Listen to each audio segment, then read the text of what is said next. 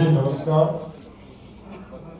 आज इस press conference में उपस्थित सभी मीडिया के साथीगण और इस मंच पर उपस्थित मीडिया के प्रभारी आदरणीय दानिश इकबाल जी, भारतीय जनता पार्टी के मुख्यालय के प्रभारी अमीन शर्मा जी, प्रभात मालाकार जी, अमित कुमार बबलू जी और यहाँ पर उपस्थित सभी इलेक्ट्रॉनिक और मीडिया फोटोग्राफर, सभी साथीगण। आज साथियों हम आपसे भारतीय जनता पार्टी का पक्ष रखना चाहते हैं। जिस तरह विदेश में जाकर राहुल गांधी ने लोकतंत्र का मजाक उड़ाने का काम किया और विदेश में जाकर राहुल गांधी जी ने भारत के संविधान बाबा साहब अंबेडकर द्वारा इस देश में आरक्षण की व्यवस्था को दिए जाने के उसका भी मजाक उड़ाने का काम किया और राहुल गांधी के डीएनए में आरक्षण विरोधी नीतियां हैं। राहुल गांधी जी के परदादा पंडित नेहरू ने भी आरक्षण का विरोध करने का काम किया था और तत्कालीन सभी मुख्यमंत्री को पत्र लिखकर इसका विरोध जताने का निर्देश भी दिया था। उसी तरह श्रीमती इंदिरा गांधी भी इस देश में गरीबों को, पिछड़ों को, दलितों को आरक्षण नहीं मिले, वो भी अपने राज्य में यही करते रही। राहुल गांधी जी के पिताजी स्वर्गीय राजीव गांधी जी ने भी जब मंडल कमीशन इस देश में लाया गया तब भी गांधी परिवार ने आरक्षण का विरोध किया पानी पी पी कर। और आज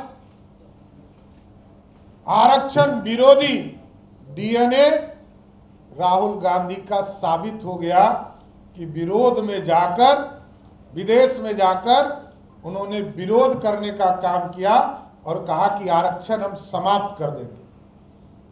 कांग्रेस पार्टी लगातार माइनॉरिटी को आरक्षण देने का काम कभी आंध्र प्रदेश में करती है, कभी कर्नाटक में करती है और जितने भी माइनॉरिटी यूनिवर्सिटीज हैं सब में आरक्षण को समाप्त करने का काम कांग्रेस और इंडी गठबंधन के लोगों ने किया।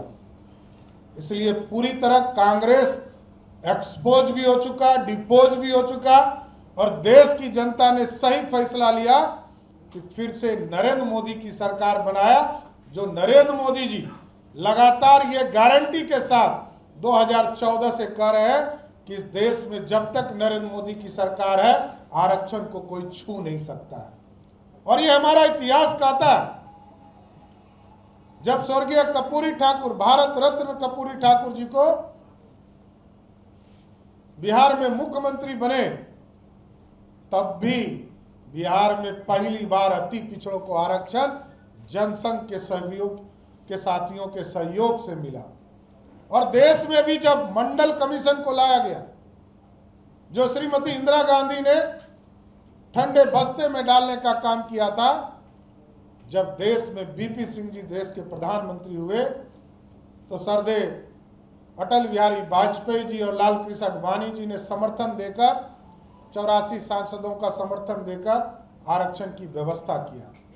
और यहाँ पर भी एक नेता है लालू प्रसाद जी, जो लगातार ये कहते रहते हैं आरक्षण के समर्थन में।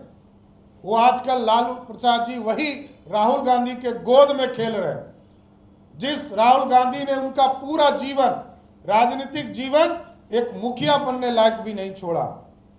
और जिस तरह लालू प्रसाद जी भी कभी आरक्षण नहीं दिए, 1990 से लेकर 2005 तक बिहार के मुख्यमंत्री बनकर रहे, लेकिन किसी एक वर्ग को भी बिहार में आरक्षण देने का काम नहीं किया। दूसरे तरफ भारतीय जनता पार्टी जब भी सरकार रहती है साथ तब आरक्षण देने का काम करती है। इसलिए पूरी तरह एक्सपोज हो चुकी है कांग्रेस पार्टी, और कांग्रेस पार्टी और इंडी गठबंधन के लोगों को स्पष्ट तौर पर बताना चाहिए, ये चुनाव जब आता है तो कहते हैं कि संविधान खतरे में है, आरक्षण खतरे में है, लेकिन सबसे ज्यादा विरोध करने वाले लोग यही हैं। स्वामी विवेकानंद जी 30 वर्ष की उम्र में जब अमेरिका गए तो दुनिया को यह संदेश गया कि भारत का यह साधु पूरी तरह ज्ञान का सागर लेकर आया है। और यहाँ 54 वर्षीय एक नौजवान विरोधी दल का नेता जब दूसरे देश में जाता है तो स्पष्ट तौर पर संदेश जाता है कि राहुल गांधी भारत को तोड़ने वाली शक्तियों के साथ है, आरक्षण के विरोधी हैं, भारत को अलगाववादियों के साथ ले जाना चाहते हैं, भारत को नष्ट करना चाहते हैं। इसलिए पूरी तरह भारतीय जनता पार्टी इसका विरोध करती है। और आरक्षण देश के यशस्वी प्रधानमंत्री नरेंद्र मोदी जी ने साफ तौर पर कहा, आदरणीय गृह मंत्री आदरणीय अमित शाह जी ने, आदरणीय नड्डा जी ने साफ तौर पर कहा है कि जब तक भारतीय जनता पार्टी की सरकार है तब तक आरक्षण को कोई छू भी नहीं सकता है। केंद्र सरकार भी सेंसस कराने की सोच रही है और उसमें जाति का कॉलम भी रहने की बात कर रही है, क्या कहेंगे? देखिए, भारतीय जनता पार्टी का बड़ा स्पष्ट निर्णय है। बिहार यूनिट ने बिहार में जनगणना कराने का काम किया, आरक्षण का समर्थन करने का काम किया, और भारतीय जनता पार्टी पूरे देश में कभी जातिगत जनगणना का कोई विरोध नहीं। समय और कैसे इसको किया जा सकता है इसकी चिंता देश के यशस्वी प्रधानमंत्री नरेंद्र मोदी जी कर रहे हैं। यह फैसला नरेंद्र मोदी जी और उनकी सरकार को लेना है। सरदार जी, तेजस्वी यादव बार बार ये कह रहे हैं कि बीजेपी हो या जेडीयू खुलकर प्लेटफॉर्म पे क्यों नहीं आ रही है। हम तो खुल के आ रहे हैं कि जातीय आधार पर जनगणना देश लेवल पे करा लिया जाए। देखिए, वो बेचारे राज्य के नेता हैं और पिताजी के कृपा पर हैं। तो आदरणीय लालू प्रसाद जी ने जो फैसला किया, बिहार में हुआ है, जनगणना हो चुका। बिहार में आदरणीय नीतीश कुमार जी के निर्देश पर बिहार में जातीय जनगणना हो चुका। इसमें करना क्या है? पार्लियामेंट के सदस्य को वहां आदरणीय मोदी जी से बात करनी चाहिए, और विरोधी दल के नेता को तो पहले ही से पता है कि बिहार में जातीय जनगणना हो चुका है। तो इसके लिए उनको क्या ज्ञान देने की जरूरत है? इसके लिए कोई ज्ञान देना है तो ये बताइए। आदरणीय लालू प्रसाद जी ने यदि कोई सिखाने में गलती कर गई है तो हमको नहीं पता, लेकिन लालू प्रसाद जी के आग्रह पर, नीतीश जी के निर्देश पर, भाजपा का समर्थन से बिहार में जातीय जनगणना हो चुका है।